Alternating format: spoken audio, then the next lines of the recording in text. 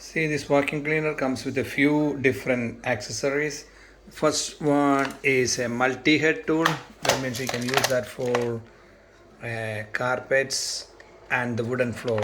That means when you press into this way, the brush will come out, and when you press this in, the brush will go in. So this position you can use for the carpet, and this is for the wooden floors.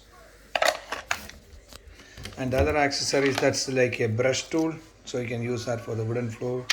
Then some small bits are there for the what you call the curtain and couch tool, brush head, corner head, like that. And this a small bit comes like that, so you can arrange all the accessories easily onto the tube itself. So what you do is you just snap this bit onto the head so that you can easily arrange the bits like that.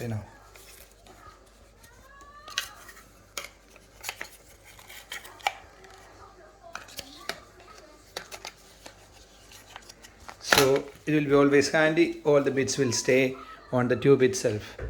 So this bit goes in here, it clicks on, and the other bits goes this way. There's an arrow showing up here, so that clicks as well here, and goes straight upwards and clicks in here.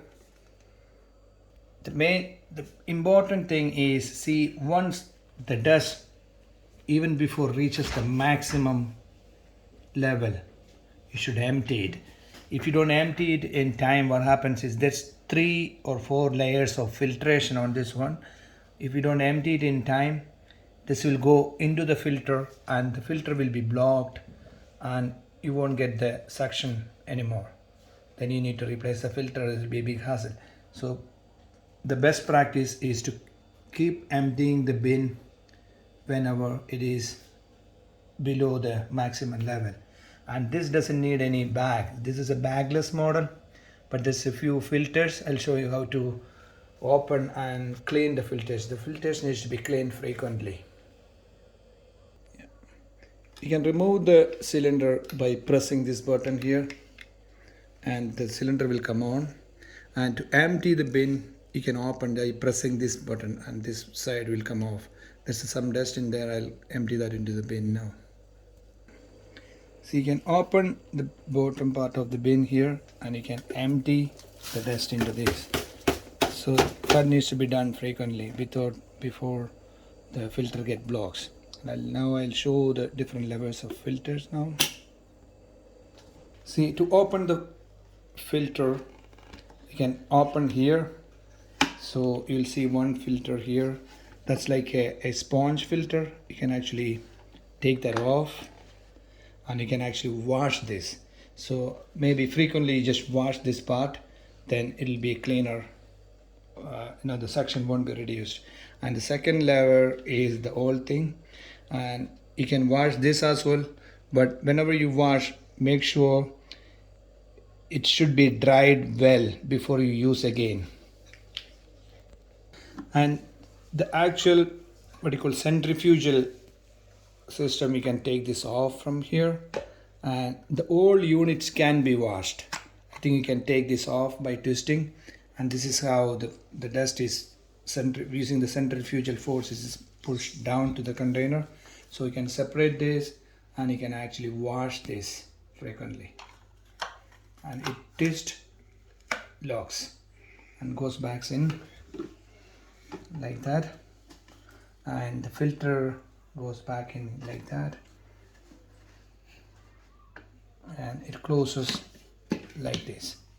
A small filter here, but normally you don't need to do anything with that one, but just keep it there, and you can just push the cylinder in like this and it locks in. That's a final level of filtration. That's a HEPA filter. That's an anti-allergic filter. You just click open here and you can actually take the filter out. I need to check.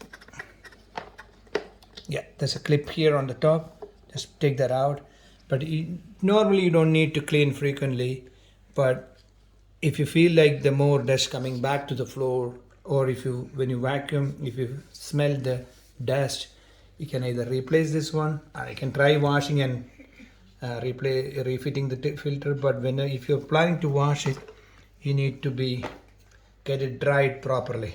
If it's not dry, all the dust will stick onto the filter and the filter will be blocked and the suction will be gone.